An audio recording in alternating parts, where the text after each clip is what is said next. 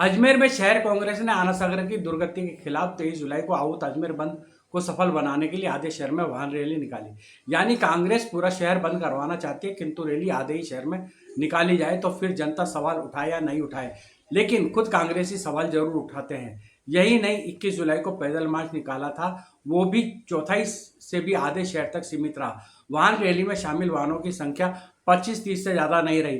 खुद ही लिखे खुद ही बाँचे की तर्ज पर एक खुली जीप में शहर कांग्रेस अध्यक्ष डॉक्टर राजकुमार जयपाल और रायसन पर्यटन विकास निगम के अध्यक्ष धर्मेंद्र सिंह राठौड़ ऐसे हाथ हिलाते हुए चल रहे थे मानो सड़क के दोनों ओर भारी भीड़ हो।